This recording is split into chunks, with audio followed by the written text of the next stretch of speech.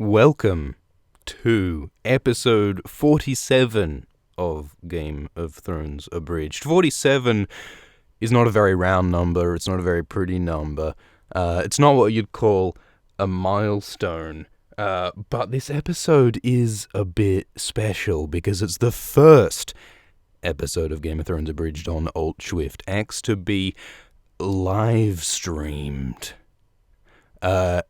Well, I think it is. I'm not quite sure how all this works. Am I? Oh, there's a chat. Oh shit, there's a chat. I'll have a look at. Oh, you're in a little box, guys. Did you know? You're inside a tiny little internet box. You're all talking there. This is amazing. I haven't really got a proper setup, so it's kind of tricky for me to see the comments and speak into the mic. So forgive me if we're a bit low on audience participation. Just think of this as a sort of a test run. Yeah, this is a troubleshooting technical thingy. I should be able to get the chat on my phone, shouldn't I? But I don't think I can. See, live streaming. Oh shit. Yeah, we can't do it from the phone. So I'm just gonna do the episode. We're gonna be reading a Daenerys chapter. We're gonna be reading Daenerys 5, A Game of Thrones, and I think I'll make an occasional glance at all of your lovely comments, because I would like to get some kind of back and forth. Might be fun. Because traditionally the way the show works is that I ramble on for half an hour, and I ask a bunch of questions which I don't know the answers to off the top of my head, and then I need to wait for release, hours later, for you guys to go and Google the things for me, and it seems like the natural development of this technology is if you guys could just Google for me in real time. That would be terribly exciting if I could just go, how many aorta does a horse heart have? And you guys can just whip up the answer for me immediately. It'll be like Siri, you know? That would be wonderful. And you guys can ask questions for me. I'll be selective about what I answer, maybe, but you can ask all sorts of questions about Dany and the Dothraki and horse hearts, because that's what this chapter is about. So let me just have another glance at the comments. I can see Hairless Oyster talking in all caps, as an oyster is wont to do. Hello, Oyster. Hello, everybody.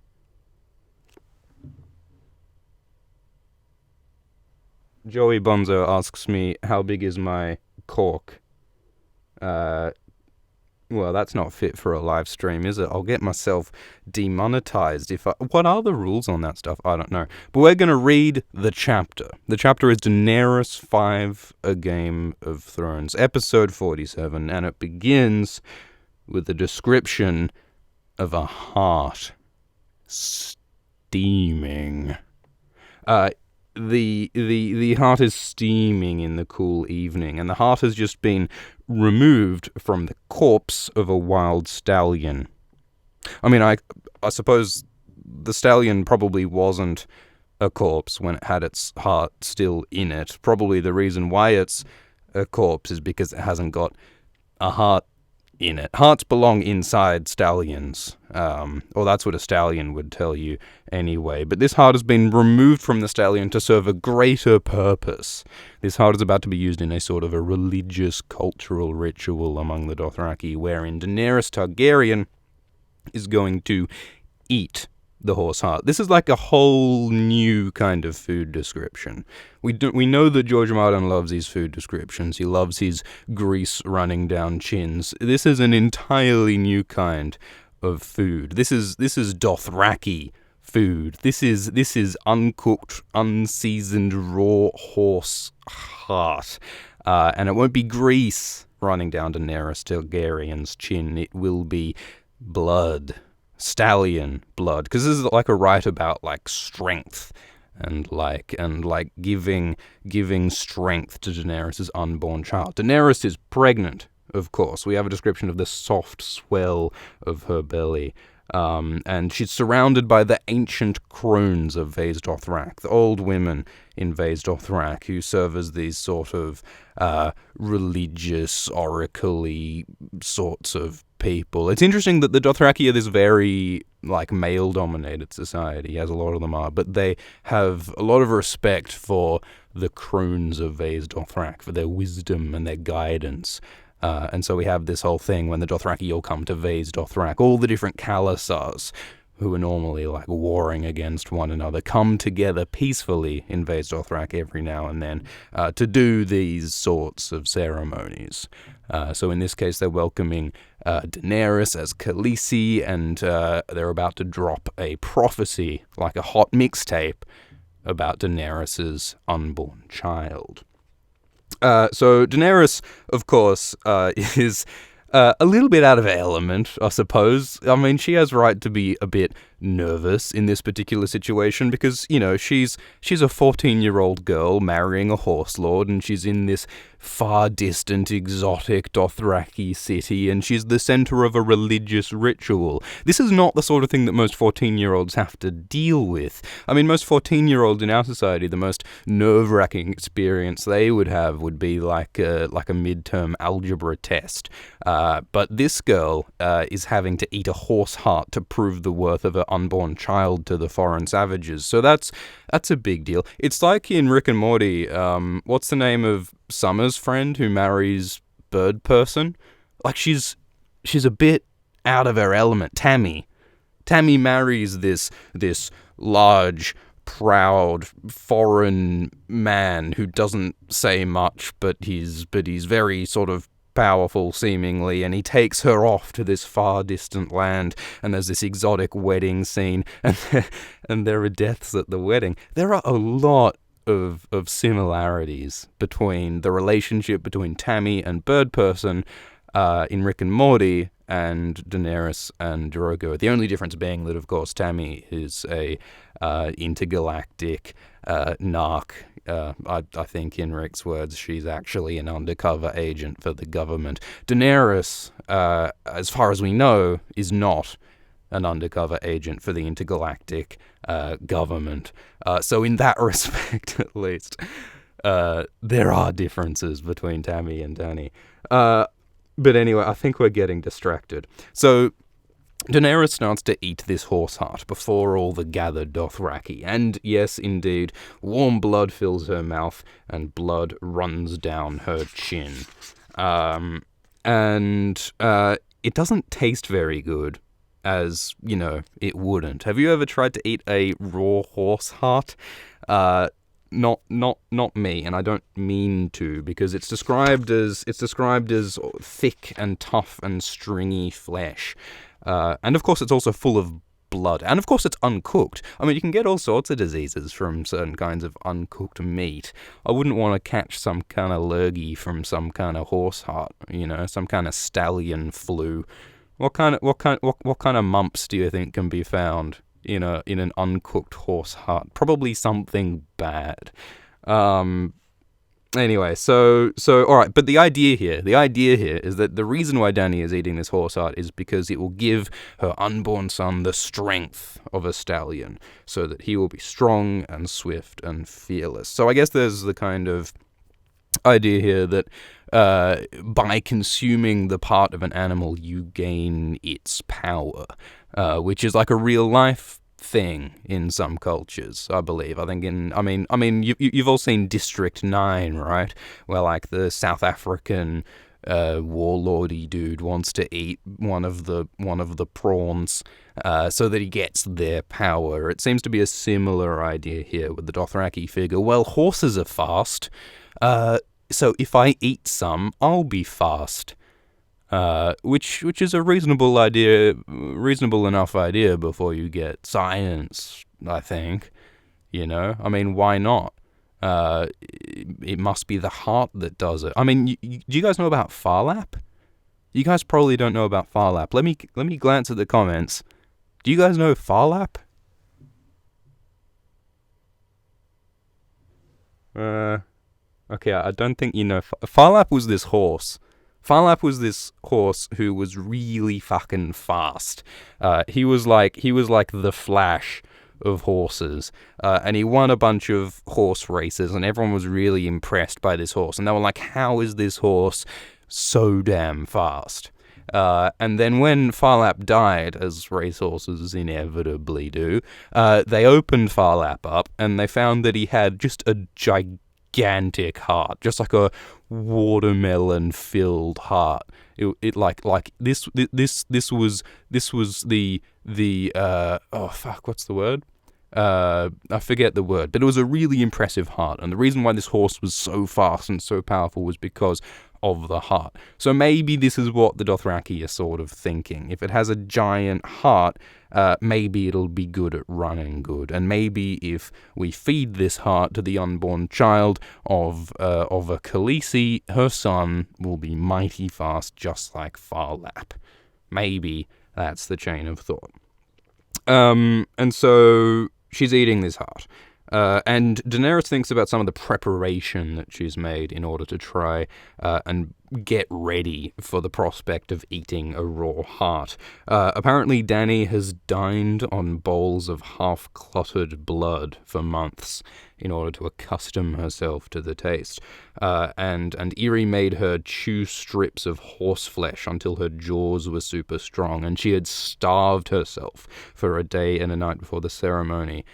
So that she'd be hungry enough to keep down the heart.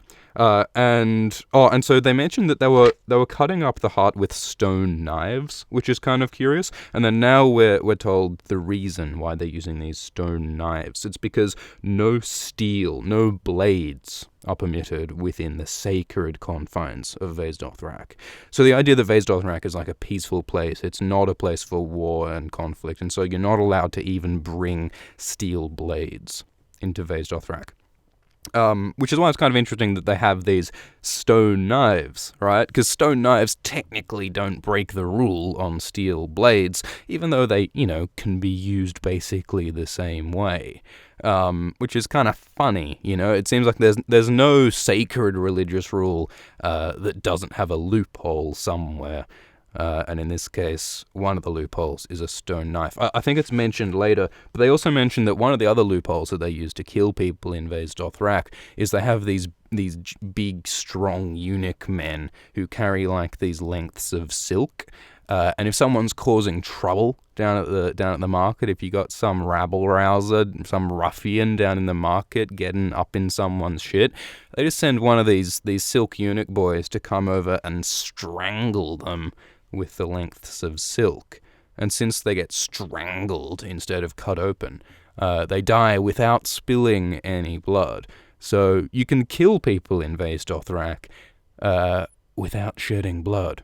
And we get another example, another method, another dot point on the eHow article of how to murder people in Vaes Dothrak without spilling blood, thereby breaking the prohibition on steel blades. At the end of the chapter, we get another method then, but we're getting ahead of ourselves. So Khal Drogo is watching the ceremony as Dany eats the heart. His face as hard as a bronze shield. He's got his impressive long black braid. He's got gold rings in his moustache. And he mentions a heavy belt of solid gold around Drogo's waist.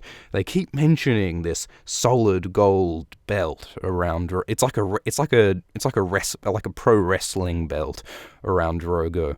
This very impressive, very audacious golden belt, which will be used later in the chapter. George Martin always plants little seeds to lay the foundations for the crazy shit that happens later on in his story. His Chekhov's gun. In this case, Chekhov's belt. We will see this gold belt used later on. And Drogo's pretty emotionless. Dany doesn't see much feeling coming out of his face, but Dany thinks that she glimpsed a fierce pride in his dark, almond-shaped eyes, but she could not be sure. And this is kind of interesting. Like, in the show, it's pretty clear that Dany and Drogo have like a really quite close, intimate relationship eventually. But in some of these chapters in the books, it's not so clear. Often there are these lines where it's like Drogo is being all like, I am strong, I am Drogo, I have no emotion. And then Dany's like, and then Dany was quite sure that she saw the whiff of the hint of the possibility of maybe a smile, almost as though he loves me. It seems as though Dany is like searching and trying, like Dany wants to believe that Drogo is connecting with her emotionally, but it's not so clear if that's actually the case. So you could take it as a sort of like a Stockholm syndrome-y sort of a situation where Dany is like projecting the positive feelings that she wants to see on Drogo, even though he might not actually really give that much of a shit about her. It's kind of left up to the reader to see how true that is. But it's interesting to think that maybe some of Dany and Drogo's intimacy, at least in this point in her arc, is imagined by Dany, which is sad.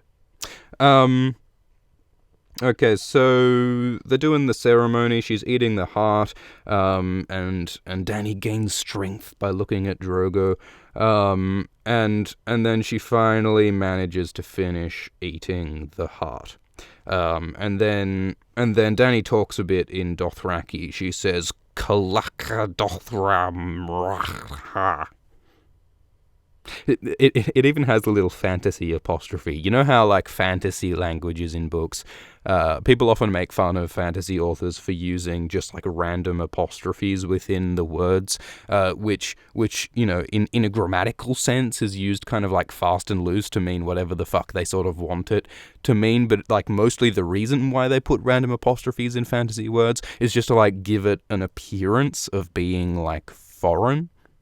Which is like, okay, fine. But like, you'd think that if you wanted to give your fantasy foreign languages the appearance of like foreign exoticness, why not use some like accents and stuff? Like, you know how you can put like umlauts and little commas hanging off the end of the U and little bits and bobs, and they actually, of course, mean things in the context of the languages that they're made. But if you purely want to add some flavor to the appearance of your fantasy foreign language, why not use some of those fruity accents and stuff, as well as the apostrophes? Here's a hypothesis. Maybe the reason why they use the apostrophes but they don't like using all the funky accents is because using a bunch of funky accents might cause like compatibility issues and like unsupported characters in ebooks, and maybe like printing presses and stuff might not be totally equipped or totally comfortable with printing unusual characters.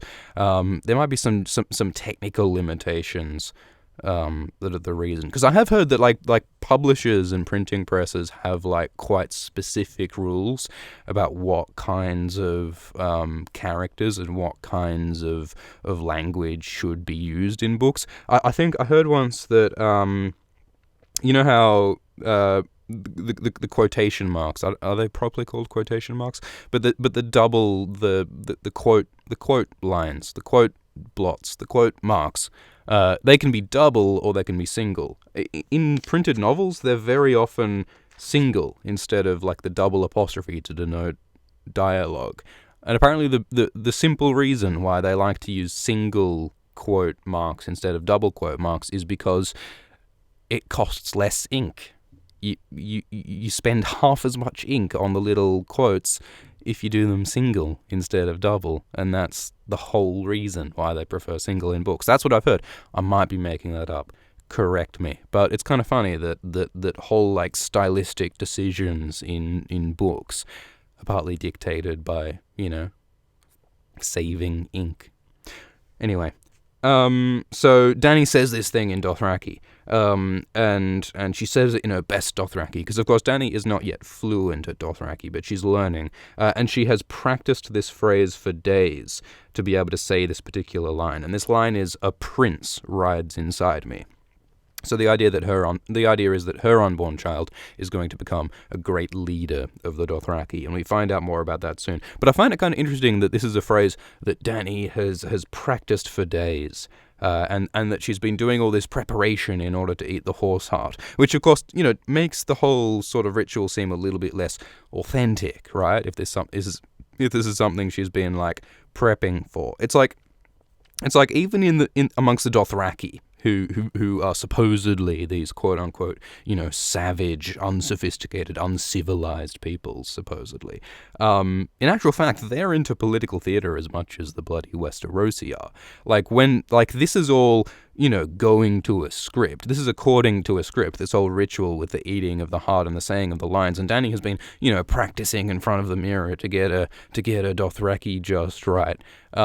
This is, and she didn't write this. This is like speech written stuff. This is like when presidential candidates get up, and that their speeches weren't written by them. There are professional writers, writing teams behind these presidential candidates, which is how they get these eloquent or not so eloquent ideas across. And the same is true of this teenager amongst the Dothraki. Things are prepared. Things are designed.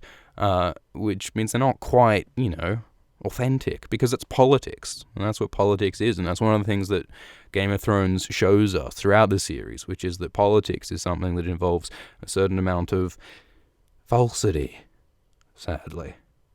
But anyway, so she says this stuff in Dothraki, and everyone starts chanting. They start chanting Rock-Haj, which they also chant in the show quite prominently. And what this means apparently is a strong boy. So like a lot of cultures, the Dothraki want male children, none of that female nonsense. We want a male Khal, because males are the source of political strength. So make from that what you will. So they all start chanting, and we get a description of the Dosh Kaleens, withered dugs swaying back and forth, which is something we really needed. And the stars are above, and the Dothraki believe that the stars are horses made of fire that gallops across the sky by night, which is kind of pretty.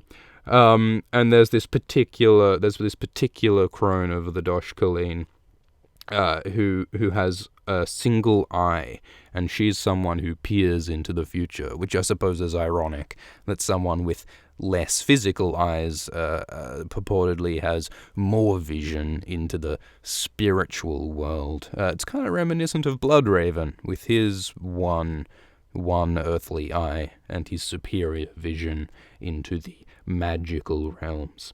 And so she's gonna do a look-see into the future, is what this Dosh Kaleen is doing. And everyone goes quiet and waits and listens for this Dosh Kaleen to say what she's gonna say about the future. And even a Khal as mighty as Khal Drogo waits with bated breath to see what this Dosh Kaleen will say. And eventually she says, all right, I've seen into the future, and here's the forecast, here's the weather report.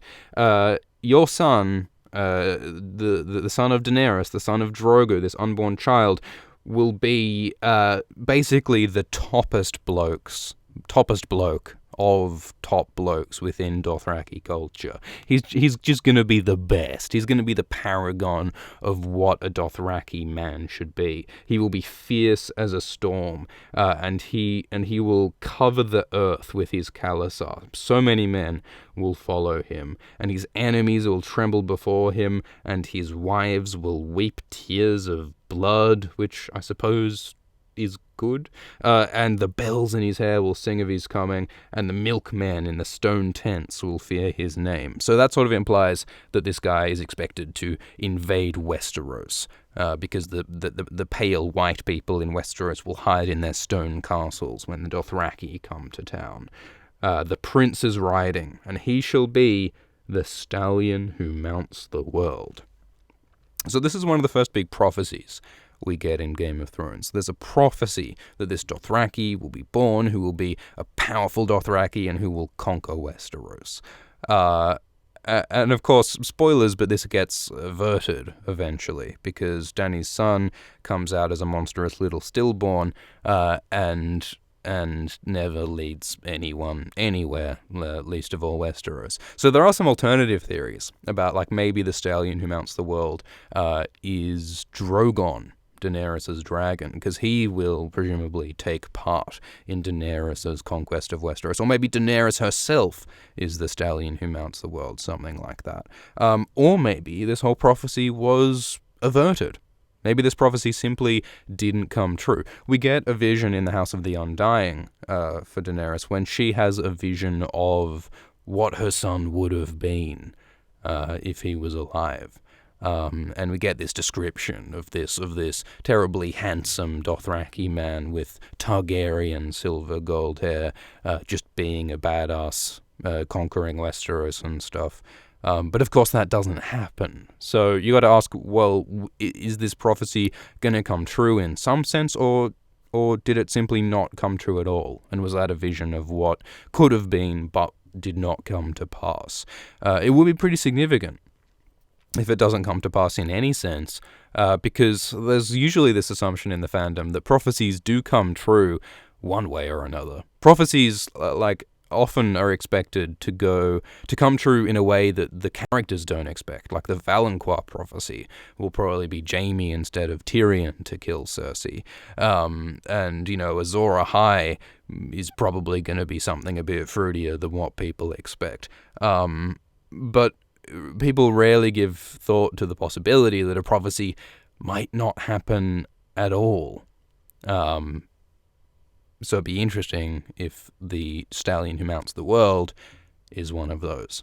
Anyway, so Dany says that, alright, yep, it's true, my unborn child is going to be a certified Dothraki badass, he's going to be amazing, my son is going to be the best, and his name is going to be Rhaego. Which is a sweet name. So Rhaego is naming her son after her brother Rhaegar, but it also adds a sort of Dothraki flavor with the O sound at the end, because of course the Dothraki are all called, Drogo and Akko and Kaholo and Rhaego and all of those things. So it's a mix of the Dothraki and the Targaryen, which is a pretty fearsome combination of flavors to have in a man. And so everyone's like, yeah, Rhaego, he's going to be a super great dude. This is like a political rally, is what this is. All these people are getting together to talk about all of the great things, all of the great campaign promises, all of the great policies that this new leader is going to elect. All these people are getting behind this leader. The difference being that this leader is still a fetus. Imagine if we held political rallies for fetuses. That would throw the abortion debate into a whole new light, wouldn't it? But anyway, so that's happening. So everyone's chanting, everyone's having a good time. They talk a bit about the Dosh Colleen again. And they mention how Dany herself will eventually be expected to join the Dosh Colleen, because the Dosh Colleen are made up of ex-Khaleesi's. Everyone who was the queen of a Khal eventually is expected to go to Vaes Dothrak and join the Dosh Colleen, whether they want to or not. And of course, in season 6 of Game of Thrones, that happens. Dany is dragged back to Vaes Dothrak to be a Dosh Colleen.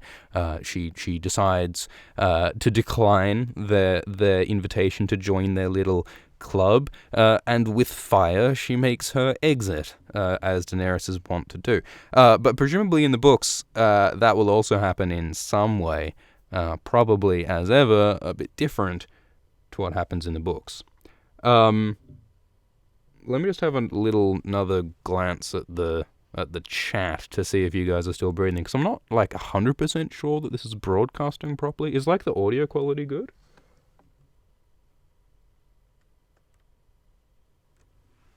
Yeah, I'm not sure. I'm gonna assume that it's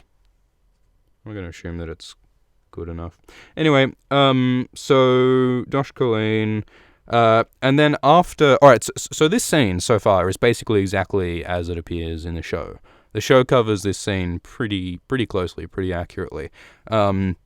But in the book here, there's an additional bit that isn't in the show at all. All of the Dothraki, after going to the political rally for Fetus King 2020 Rhaego, after that, they decide to go on a little political march, because there's nothing like a march to get the political juices flowing. So they decide to march down the God's Way, which is where they have all those sick statues of stolen gods and kings and things, and off they go. And while they ride down the God's Way, as they do their march, Drogo asks Dany what the meaning of Rhaego is. And he asks it in the common tongue of Westeros, because Dany has been teaching Drogo English slowly. And Dany describes to Drogo how her brother Rhaego was a great warrior, and she's quite smart to frame her naming of her son in terms of something that Drogo would appreciate, which is like fighting skills. Like, she doesn't say to Drogo, "Oh, Rhaegar was like a great Targaryen prince, and he was this great aristocrat who played the harp really prettily." You know, she doesn't say that because Drogo probably wouldn't appreciate that. She talks instead about his fighting skill, which was not really what Rhaegar liked to define himself by, but it's something that Drogo respects. So Dany is increasingly making sort of clever little strategic decisions like that throughout her arc. And so, yeah, again, so Drogo looks at her, and it says that his face is a copper mask, and he doesn't really betray any emotion. But Dany says that she thinks she glimpses the shadow of a smile on his face. Which is like, okay, so maybe Drogo is having like a genuine emotional connection moment with Dany here, or maybe Dany's just desperate to find some kind of intimacy in her warlord husband, because she has no other choice, so she's hoping to convince herself to find some kind of happiness in the relationship that she's stuck in. Either interpretation can kind of make sense, I think. But basically, Drogo approves of the name Rhaego, and they keep on going. And they ride to a lake called the Womb of the World, which apparently is the lake that the first man had emerged from. According to the Dothraki sort of Genesis idea, this is where the first man had emerged from the depths of the world, riding on the back of a horse. Which is interesting. Like most sort of cosmological myths, or a lot of them, involve like a man and a woman, like Adam and Eve, right? Which is where all the people came from. The Dothraki say that it all started with a man and a horse. Where'd the kids come from? Where'd the first woman come from? Did the bloke and the horse, did they... Ooh... Was it a female? Let's not think about that. But Dothraki cosmology is a bit uncomfortable, and so that's supposedly where life began. Although, of course, what that sort of highlights with the man riding the horse is that horses are obviously central and essential and foundational to Dothraki culture, and it's almost like a symbiotic relationship that they have, humans and horses in the Dothraki consciousness. They are linked inextricably. In a way that apparently men and women are not.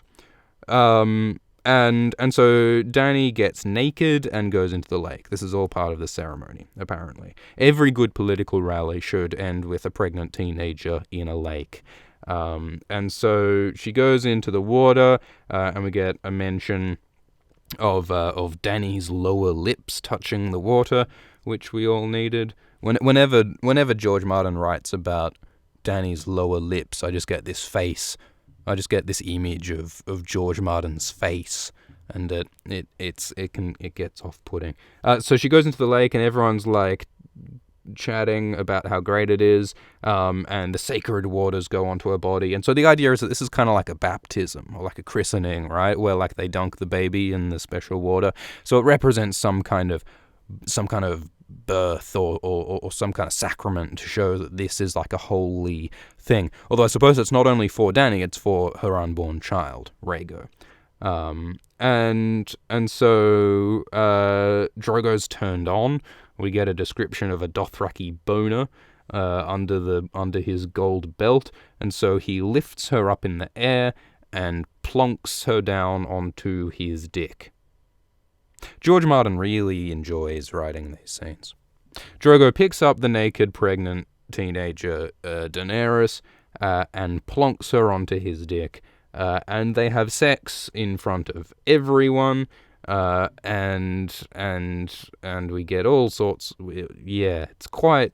Ooh, oh boy. Yep, that happens. They do that. And then everyone's like, yep, that's the stallion who mounts the world, all right. So everyone approves of their public lovemaking, and then they leave.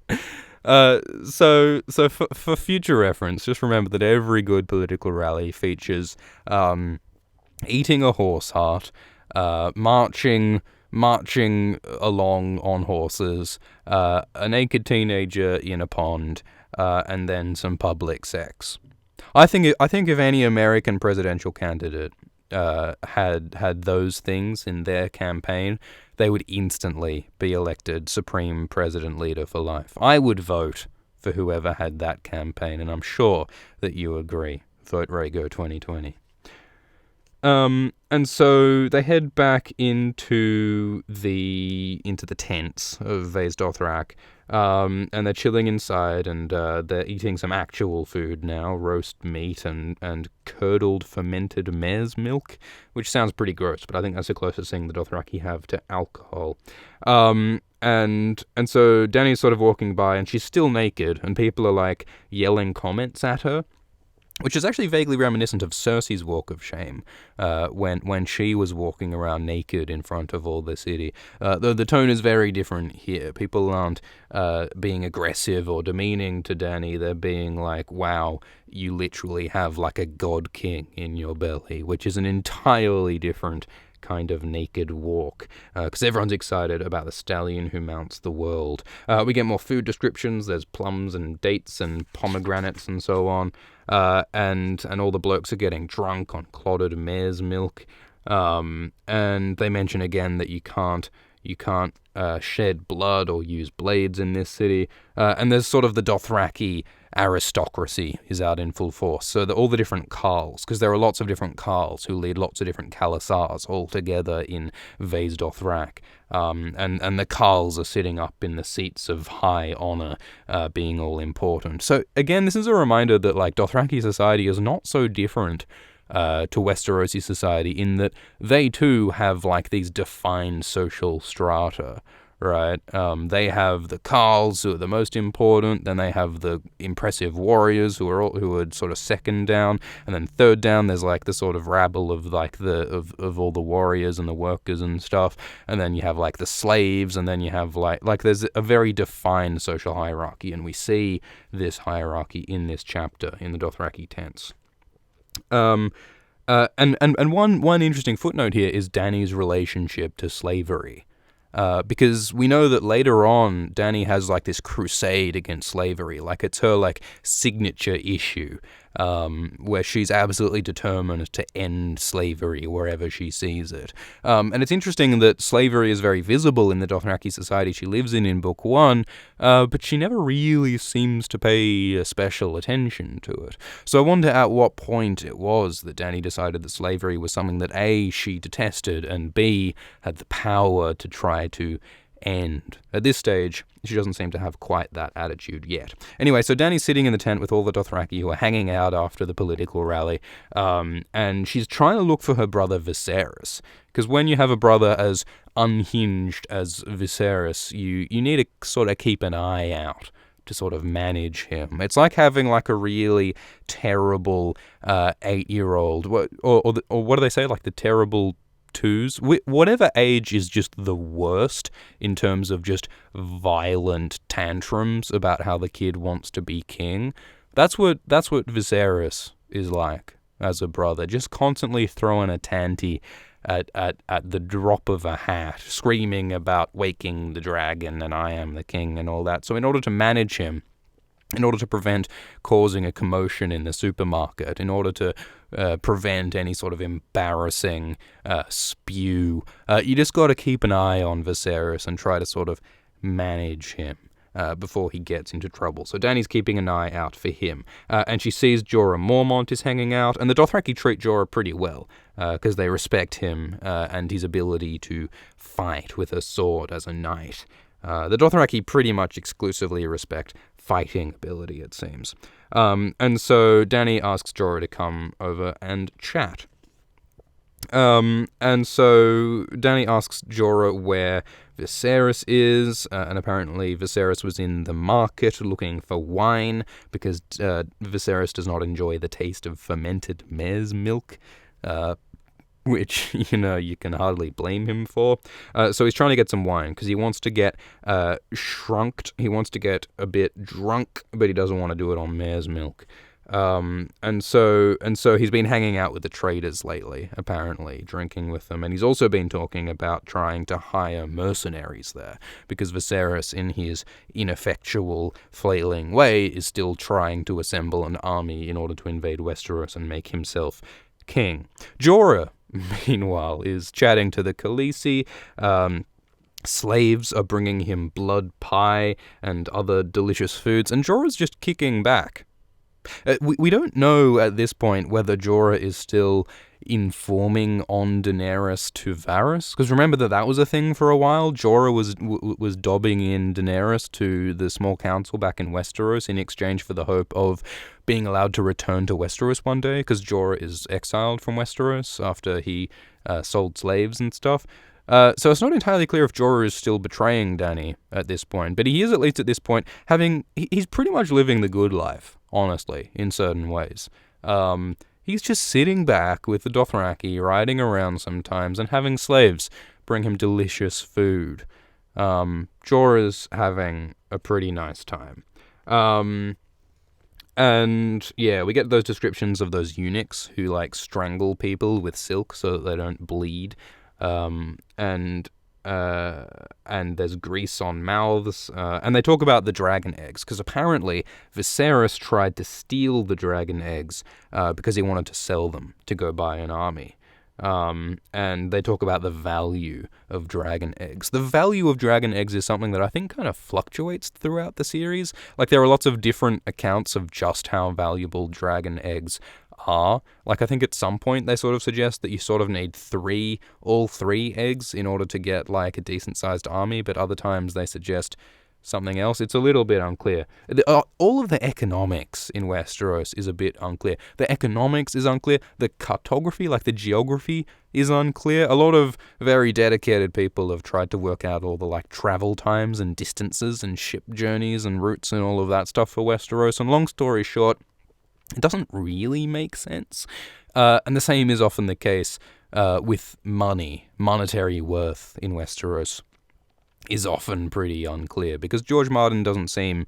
that just isn't his jam. You can't expect one author to be passionately interested in every aspect of the details in his world. I think what George Martin pays the most attention to are the characters, and making their relationships and their pasts and their personalities coherent, and the drama and the conflicts between those characters interesting, which is all, in the end, that I think really matters. So that's happening. And they talk about Viserys, and Dany is very sort of sympathetic towards Viserys. She actually says, when Jorah tells her that he wanted to steal her dragon eggs, she was like, oh, well, he can have them if he needs them, whatever keeps him happy. And she sort of talks about how, Viserys is all that Dany has.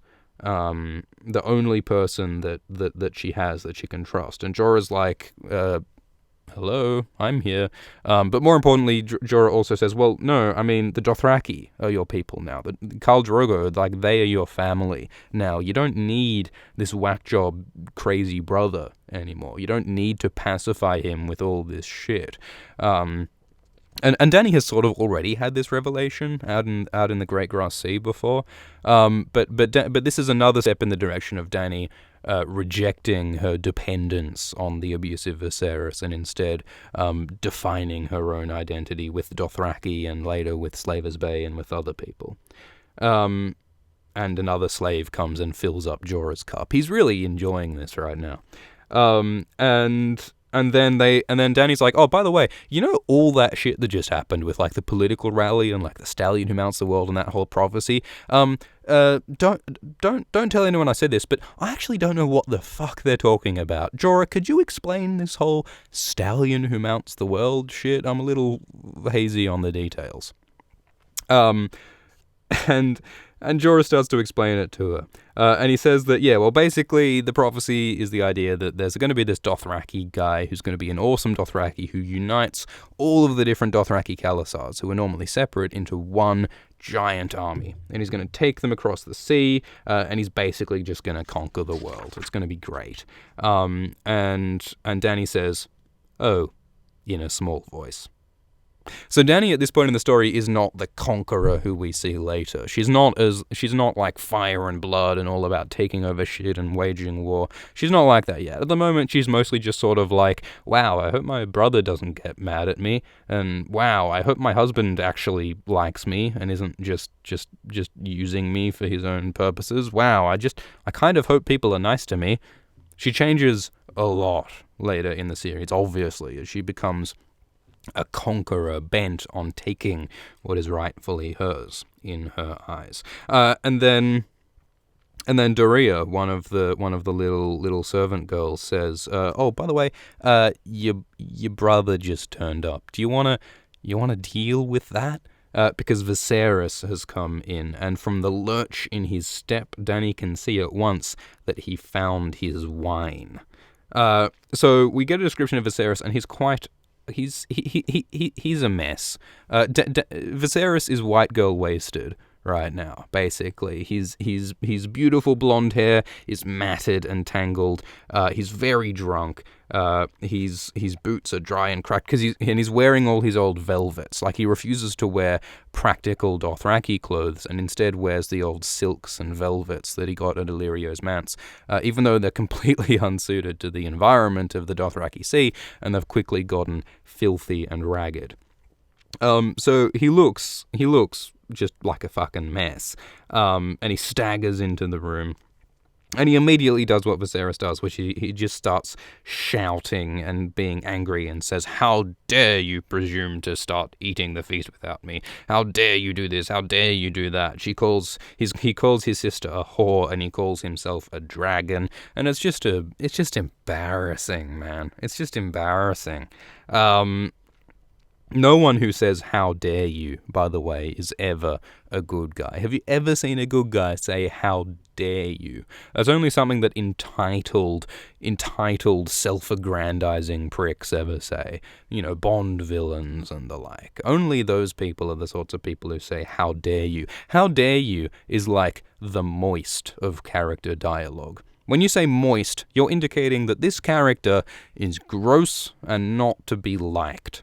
And when a character says, "how dare you," you're saying that this character is an annoying, high and mighty prick and should also not be liked. They're like cheat codes. This is like the contra code of writing. If you just plug this code in, your character immediately transforms into a prick.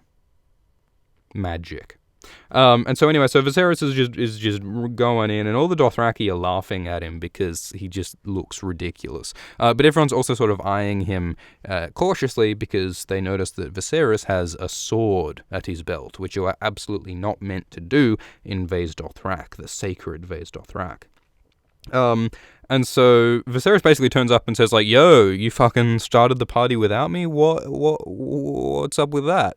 I'm the king, remember, man. I'm the center of this party. You can't get started without me. Where's my roast beef and my fermented mare's milk, man?"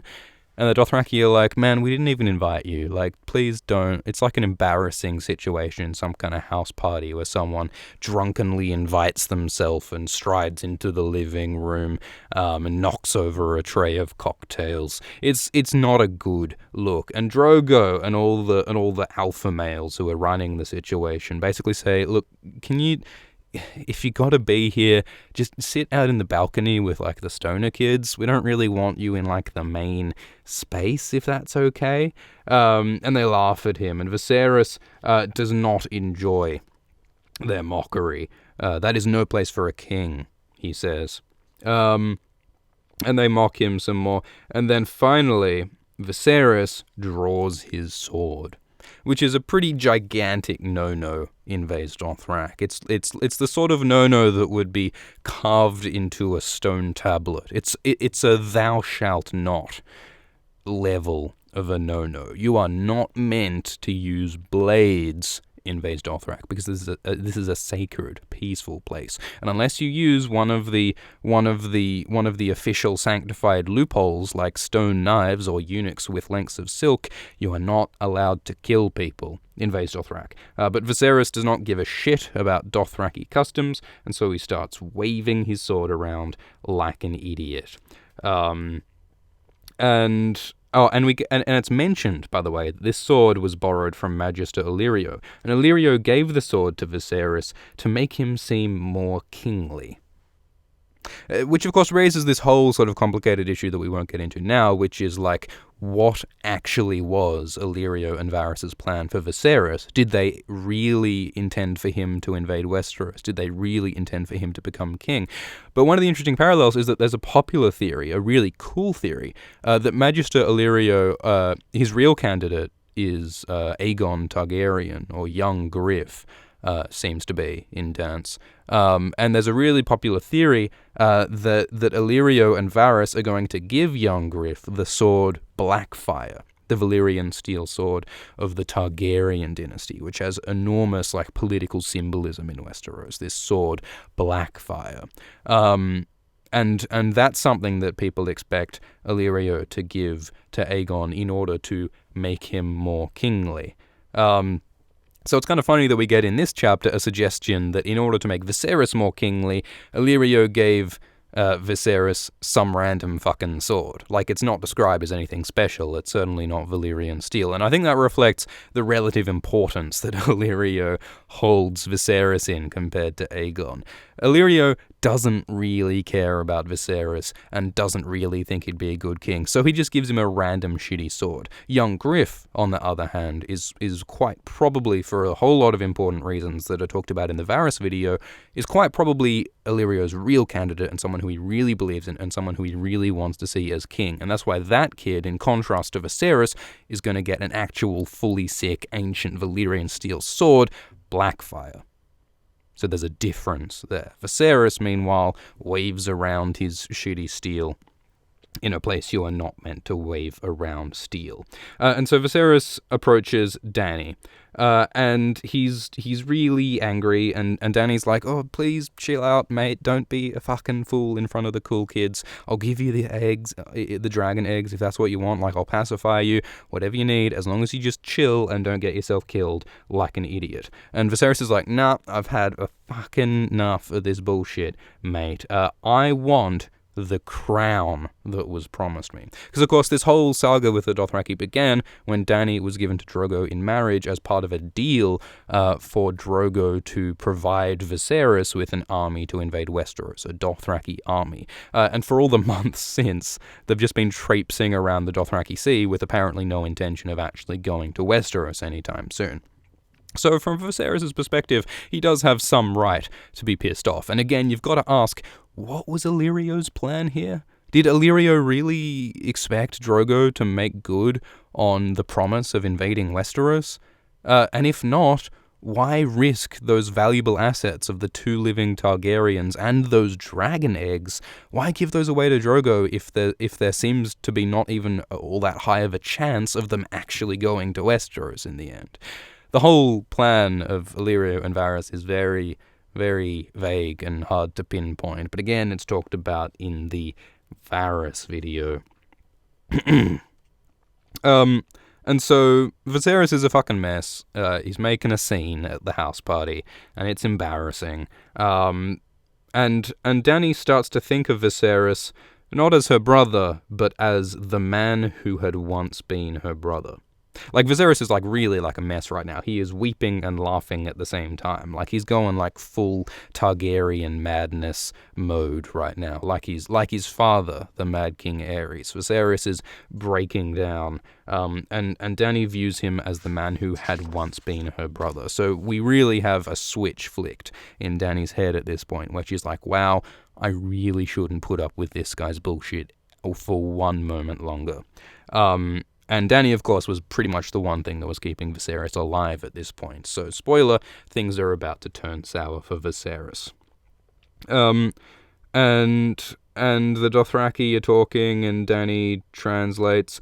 And by the way, Viserys points his sword at Daenerys's pregnant belly. He threatens Daenerys and threatens to cut Drogo's foal, Drogo's unborn Dothraki child. He threatens to cut the fetus out of Dany's belly, killing Dany and the child if Drogo doesn't do what Viserys demands and provide him with his army. So we got like a pretty serious fucking like standoff here right now. Shit is getting quite real. And Drogo says, "All right, mate, I'll give you what you want. I will give you a splendid golden crown that men shall tremble to behold." And then comes the saddest moment. Viserys smiles and lowers his sword and says, "That was all I wanted. What was promised." And so you can't help but have a twinge of sympathy for Viserys here, because of course, you know, he is cruel and crazy, but he's also just a dumb kid who wanted the one thing that he had been told all his life that he would have, which is the rule of Westeros. That was his birthright. He was raised to believe. And to have it denied all through his life would be a pretty unpleasant thing. Although, of course, it probably doesn't justify threatening to cut the unborn child out of your sister. Rule of thumb, write this down. If ever you're presented with the opportunity to threaten your sister with murder and childicide, don't do it. Anyway, and so for a moment Viserys is like, wow, I just had to ask. It's amazing what you can get by asking. And Viserys is like, wow, all I needed to do was ask for my army and my crown and I was going to get it. And Drogo's like, yep, I'll give you a golden crown, all right. And then he has his men break Viserys' arm, and he gets accosted, and he gets grabbed, and Viserys is like, holy shit, this is not what I had in mind, and Drogo unfastens his belt, that's been mentioned a bunch of times before, his pro wrestling championship belt, and he unfastens it, and he puts it into a pot of stew. He removes the stew first, because otherwise you'd be spoiling some perfectly good gold and stew by mixing the two. But basically, Drogo is melting down the solid gold in his belt into liquid gold. And people have pointed out many times that this doesn't really physically make sense how quickly this happens. Like in the show, it looks like it takes, about 5 seconds for the gold to go from solid to molten liquid. And as the physicists and chemists in the crowd will agree, fire can't melt gold beams or whatever, and apparently it's physically impossible for the gold to melt as quickly as it does. But whatever, because the scene that is happening is really fucking cool. Because once he gets the molten gold and he has Viserys prostrate, kneeling on the ground before him, he says, "Crown for king." And he upends the molten gold onto the head of Viserys Targaryen. And Viserys gets his crown, his golden crown, that men will tremble to behold. And the burning gold melts his face off like some kind of practical effects in some 80s horror movie. And the gold destroys Viserys' face, and he screams and he kicks like something inhuman. And his scarlet silk is set to smouldering. And Viserys dies. But not one drop of blood was spilled. So just like the stone knives and just like the eunuchs with their silk, using molten gold is yet another loophole that allows you to kill people in Vaes Dothrak without technically breaking the rules. So that's all well and good. But also, I think it's cool, the line, "a splendid golden crown that men shall tremble to behold." I reckon there's sort of an Ozymandias kind of vibe there. You know the whole story of Ozymandias, which is like this bloke goes out into like this desert and he sees the ruins of this great statue that's like tumbled to the ground, and the statue is of like this great and powerful king who ruled over this great empire, and you can just make out like the text carved into stone on like the pedestal of the statue, and it says like this guy was like a super dope bloke, but like no. So what it says is like look on ye mighty and despair, and the original meaning of that statue was meant to be, look how powerful the King Ozymandias is, and despair because he's so much doper than you are. But now that the statue is destroyed and broken and forgotten, it takes on another meaning. And the other meaning is, look on and despair because even if you ever become as mighty as Ozymandias was, you'll eventually be broken and dead and forgotten just like everyone else. And so I think the burning crown of Viserys is also something that men will tremble to behold, lest you get killed by Dothraki savages in a tent. Something like that. I'm sure it means something terribly profound. But the point is that Viserys, Daenerys' brother, her the only friend who's been with her the entire time throughout her life, though friend is probably the wrong word, is now dead.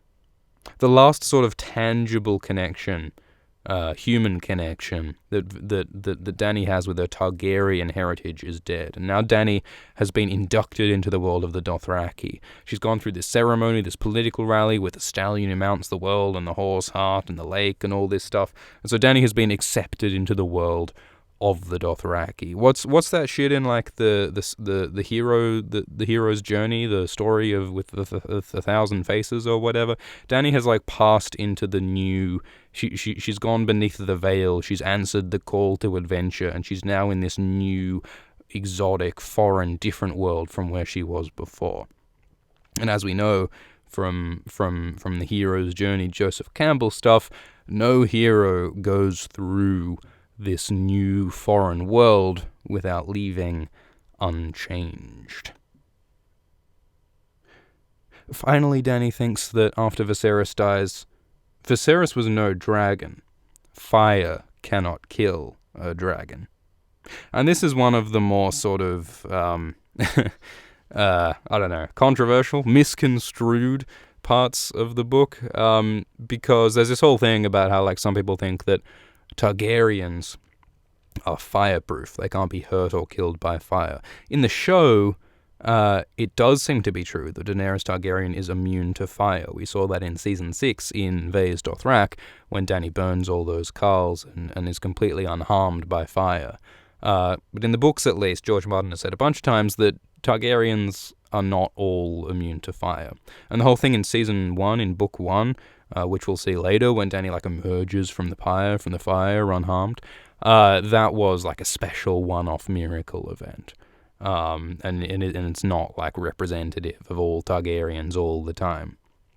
So what Dany was saying in this chapter seems to be more of like a metaphorical thing. She was just sort of saying that, well, you know, the fact that Viserys died and was an idiot just means that he wasn't a true great Targaryen like me. Which is a great sort of unfalsifiable hypothesis, right? You just say that all Targaryens are super great blokes, and anyone who's not a super great bloke is just definitionally not a Targaryen. Therefore, all Targaryens are indeed super great blokes. That's unassailable logic right there. So point one for Daenerys. But the point is that Dany has rejected her dumb brother Viserys, and she has leveled up into a new Dothraki identity where she no longer feels held back by her crazy brother, and she's now going on to greater and better things. But meanwhile, we must tremble to behold, we must look on and despair, because we see that there are casualties involved in Daenerys' ascendancy, and the corpse of Viserys Targaryen, who was to be a king, is left in the dust. So, thank you for listening to this first ever live-streamed episode of Alt Swift X's Game of Thrones Abridged. Probably should have done this on like the 50th episode or something. But I don't know. Felt like doing it now. I mean, this is also just sort of a technical test as well. I think the 50th episode will be like the proper live streamed episode. I think this is just like the test run. Because obviously I kind of sprung it on everyone. I imagine doing it later on once we have a more established time. Then it might become more of a thing. I'm also thinking about maybe streaming on Twitch instead of YouTube, or like maybe Pequeno Los Dos. I'm not sure. Because of course, you've heard about all this nonsense that's happening with like YouTube adpocalypses and uncertainty and instability, and it just sort of seemed to make sense to just have a little gander at what like live streaming is and what Twitch is. So let me know in the comments what you think of this whole idea of UltraSwiftX live streaming, and I'll adapt accordingly. And yeah, obviously, like, I can't really interact with the comments and stuff with the current setup, but I'll develop a better setup. And I think in the future we'll be able to do a whole bunch of cool stuff with like answering questions and back and forth, and we can do all sorts of exciting things. But I think for now I will end this. I've talked for a long time already. I hope you've enjoyed this nonsense. Thank you for watching. Thank you, Hairless Oyster, for being such a hairless oyster. Thank you, Catathelaman, for being such a cata and a thelaman. Thank you to all of the commenters who have made this bizarre, adorable little community around UltraSwiftX. I haven't done much of that sort. I haven't recognized you guys as much as I think I should. I mean, you guys have been. I mean, you've even got a little hashtag Swifty Squad. I saw. That's that's so adorable. Swifty Squad. I can get behind that. I mean, it's probably the hardest to spell little sort of catchphrase that a channel can have, but it's a Swifty Squad. That's fucking great. So thank you for being that, and for all your comments, and for all of your engagement with this dumb little channel. And this whole live streaming thing is hopefully a step in the direction of transforming and growing, and just like Daenerys, leveling up into something even cooler eventually. And hopefully when UltraSwiftX levels up, we won't have to leave any Targaryen corpses in our wake. So I think I'll end it there. Thank you for listening. Have a good day. And you'll hear more from UltraSwiftX soon. Cheers.